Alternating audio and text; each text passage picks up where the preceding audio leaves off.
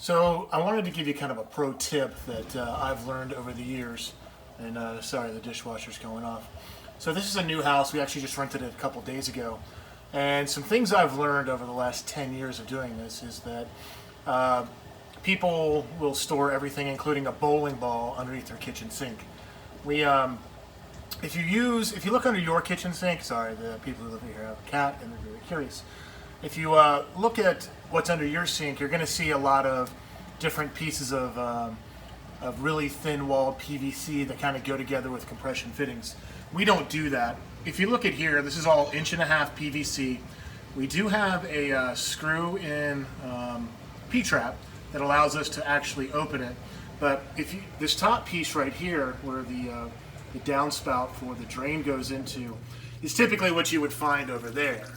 And then you would use, different types of connecting connectors to get into it. We don't do that. So this particular configuration should not leak. You could get under here and jar the crap out of this thing. It's not going to move. It's not going to break. It's schedule 40. If I could get the thicker stuff, schedule 20, I would. But I would have to go to a plumbing supply store. But, also, whenever you do these solvent welds, because this is all solvent, it's not screw-in, I usually wait a good 6 to 8 hours before I even think about running any water into it. Just some things that, I don't want anything to happen. Leaky drains underneath kitchen sinks. Every home we go into, the wood underneath here, the kitchen cabinet, it's all rotted. If it's older, if it doesn't have a slab foundation, all the wood and the flooring is rotted. And, this is probably, actually, this is cheaper than going out and buying, what you would traditionally see underneath the sink.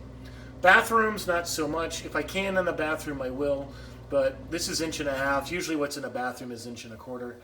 I'll clean this up a little bit. Had to tighten up the kitchen faucet. As you can see, there's more. So this is the type of Moen faucet I like to get. Usually get it for about $100 off of Facebook Marketplace. It is a $225, $250 faucet. It lasts, it looks good, it's a Moen, it's cartridge enabled. Really suggest that you look for these. A lot of people don't like to do Granite. I have a really good Granite countertop guy. I'm just going to come back. As you can see, the cats are kind of all over, trying to figure out what's going on. Some other pro tips, we use Bosch dishwashers. Usually can get these white ones for about $50 off of Facebook Marketplace. Not every day. I look a couple times a day, once in the morning, once at night. I just have some links that I check out. This Granite countertop, I think, was $1,200 installed properly with the sink. And I just want to show you something. If you're going to do this in your rentals, you got to have these, right? They're clips. Now, I've gotten ones installed where they just put some RTV or some silicone and they hold the sink up. That's not going to work. It's not going to be durable. Trust me, the last thing you want is for this sink to fall. And you got a family of 4 or 5, what are you going to do? I know what I'll do, because we've had it happen, but it's just a mess trying to figure it out. Find somebody who's going to do it right, put the clips in. There's a website called sealmygranite.com. I think we paid $206. They came out and sealed this granite. It's got a 25-year warranty on it. I don't know how long I don't know if it's worth it or not, but a little bit of preventative maintenance worth every penny. So these are some pro tips that I wanted to give you. This is an IKEA cabinet design. Put it in myself. Not too bad. If we were to ever sell this house, which we're never going to do, I could just go back there and spend some money on some decent looking doors and some decent looking panels and stuff like that. But this is good enough. And trust me, for this neighborhood, this is one of the best kitchens around. Other than across the street, which has the exact same kitchen because it's the exact same house. But the one across the street has an additional bedroom. So the only appliances we supply is the dishwasher. We supply the stove. They're all used.